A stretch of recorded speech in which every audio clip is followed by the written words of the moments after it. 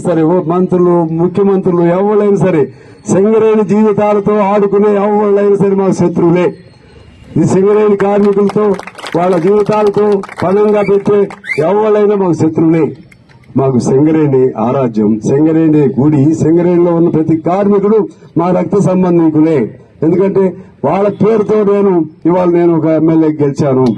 వాళ్ళ పేరుతోనే నేను మన సింగరేణి కార్మికులు ఇచ్చిన పోరాట స్ఫూర్తితోనే నేను చిన్నప్పటి నుంచి కూడా పోరాటాల్లో ముందు ఉండేవాడిని. చిన్నప్పటి నుంచి కూడా నన్ను ఎన్నిసార్లు ఎన్కౌంటర్లు చేసేవాళ్ళు. ఇప్పుడేదో నక్సలైట్లు ఎన్కౌంటర్లు అంటున్నారు కదా, ఆ రోజుల్లో నన్నే చేసేవాళ్ళు సింగరేణి లేకపోతే. నన్ను లోపల పెట్టి ఎక్కడ పెట్టేవాళ్ళు కూడా తెలిసేది కాదు. పోలీసులు ఎక్కడో పెడితే బావులన్నీ బంద్ చేసి తెల్లారిపాటికి వచ్చి ముట్టలు చేసేవాళ్ళు. ఇది సింగరేణి కార్మికుల చరిత్ర. ఇంత చరిత్ర కలిగిన సింగరేణి కార్మికులు ఒక వ్యక్తిగా నన్ను నిలబెట్టారు. ఇవాళ నా వంతు కర్తవ్యం నేను చేస్తాను, నేను ఒక్కడిని చేసేది కాదు.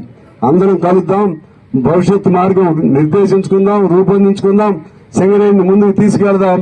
అదే మన కొమరయ్య గారికి మన అందరికీ నివాళని చెప్పి తెలియజేస్తూ, రేపు జరిగే సింగరేణి మన స్ట్రైక్ జరుగుతుందా, స్ట్రైక్ ముందే ఒప్పందం జరుగుతుందో నాకు తెలియదు. ఒకవేళ స్ట్రైక్ అంటూ జరిగితే స్ట్రైక్ విజయవంతం అయ్యే వరకు కూడా ఇతర యూనియన్లు కూడా మాట్లాడండి, వాళ్ళు కూడా కలుపుకుని కార్మికుడికి మన పెద్దలు సంపాదించినటువంటి మెడికల్ ఇన్వాలిడేషన్ అంటే డిపెండెంట్ ఎంప్లాయ్మెంట్ ఎట్టి పరిస్థితులు పోయే సమస్య లేదు, పోకూడదు. అదే సమయంలో ఇంకా సొంత ఇల్లు లేనివాడు ఎవడన్నా ఉన్నాడంటే, అనాథలాగా ఉండేవాళ్ళు ఎవరైనా ఉంటే సింగరేణి. అదేవిధంగా ఉన్న ఇల్లును కూడా నిర్దాక్షిణ్యంగా కూల్చిపారేస్తారు. ఇదేమి ఆనందమోగలు నాకు తెలియదు. వాడు పేదవాడు అందులో బతుకుతుంటే వీడెప్పుడు అట్లా కాలు బయటికి పెడితే చాలు, రేకు ఆ ఇంటి పైన రేకు కదిలితే చాలు, ఆ రేకు వేసుకుందామని ప్రయత్నం చేస్తే చాలు బుల్డోజర్ పెట్టి దాన్ని కూల్చేస్తున్నారు. వీడు మానవత్వం ఉందా, మంచి గుణం ఉందా, రాక్షస గుణం ఉందా నాకేం అర్థం కావట్లేదు. అందువల్ల ఇటువంటి కొన్ని సమస్యలు ఉన్నాయి. అది పేరు మార్పుది ఒకటి ఉంది, అదేవిధంగా డిస్మిస్డ్ కార్మికులు ఉన్నాయి, అదే పెరుకు లాంటి సమస్య ఉంది, ఇంకా కొన్ని ఇతర సమస్యలు ఉన్నాయి. అన్ని తీర్చగలిగిన సమస్యలే, పరిష్కారం అవ్వగలిగిన సమస్యలే. వాటిని పరిష్కరిస్తారా, లేకపోతే ఈ సమ్మెను విప్లవకర స్థాయికి తీసుకెళ్లి ఈ సమ్మెను ముందుకు తీసుకెళ్లాలా మీరే తేల్చుకోండి. ఆయన ఎవరు అన్నట్టుగా ఈ ఆఫీసును పాల్గొడదాం, దీన్ని తగలబెడదాం, అవి అవసరం లేదు. మన ఆఫీసే, సింగరేణి ఆఫీసు మనదే, సింగరేణి హెడ్ ఆఫీసు మనదే. మన కష్టంతో, మన కార్మికుల కష్టంతో నిర్మించుకున్నది. అటువంటి భాష మనకు వద్దు. పోరాటం చేద్దాం, సమరశీల పోరాటాలు చేద్దాం, శాంతియుతంగా పోరాటాలు చేద్దాం, అహింసాయుతంగా పోరాటం చేద్దాం, హక్కులు సాధించుకుందామని చెప్పి తెలియజేస్తూ, మీరు ధైర్యంగా ఉండాలి. ఒక్క అడుగు కూడా వెనక్కి వేయటానికి వీలు లేదు.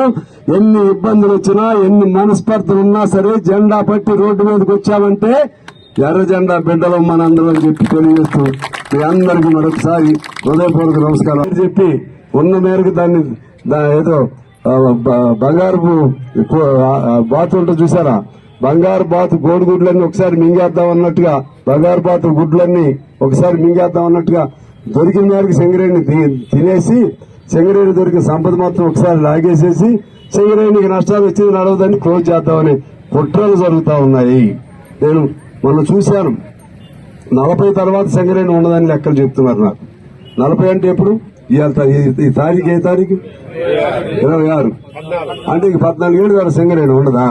వీళ్ళు పాపాత్మలా, దుర్మార్గులా, పుణ్యాత్మలా, లేకపోతే మనుషులు కార్మికుల కోసం వచ్చిన అధికారులా, లేకపోతే అధికారులు ఇది నడిపేటువంటి మంత్రులు వాళ్ళ స్వభావం ఏంటి? చాలా ఆశ్చర్యంగా ఉంది. నేను చాలా స్ట్రాంగ్ గా మాట్లాడాను. నష్టం వస్తుందంటే కార్మికులు కాదు నష్టం. ఆ నష్టానికి కారణం మీరే, మీ అధికారుల నష్టం, మీ రాజకీయ నాయకుల నష్టం, మీ మంత్రుల వల్ల నష్టం. 54,000 కోట్లు, 56,000 కోట్లు సింగరేణికి అప్పు ఉంటే ఆ నష్టం ఎవడి వల్ల వచ్చింది? అందుకని ఏదో పేరు చెప్పి సింగరేణిని, ఆ కుక్కను చంపాలంటే ఇది పిచ్చి కుక్క అనే పేరు చెప్పి చంపితే కుదరదు. దాన్ని ఎలా బతికించాలో ఆలోచన చేయండి. లోయర్ క్వాలిటీ కోల్ ఉంటే దాన్ని ఎలా శుద్ధి చేయాలో ఆలోచన చేయండి. దాన్ని ఏ వ్యాపారానికి అవకాశం ఉంటే దాన్ని పట్టుకోండి, వాళ్ళకి సేల్ చేయడానికి ప్రయత్నం చేయండి. ఆ విధంగా సింగరేణిని బతికించుకుంటే ఈ సింగరేణి తెలంగాణ సమాజం మొత్తాన్ని బతికిస్తుంది. తెలంగాణలో ఏకైక మన ఉమ్మడి ఆంధ్రప్రదేశ్ లో ఏకైక పెద్ద పరిశ్రమ, పబ్లిక్ సెక్టార్ యూనిట్ ఏదైనా ఉందంటే సింగరేణి. ఇప్పుడు తెలంగాణ భాగంలోకి వచ్చింది.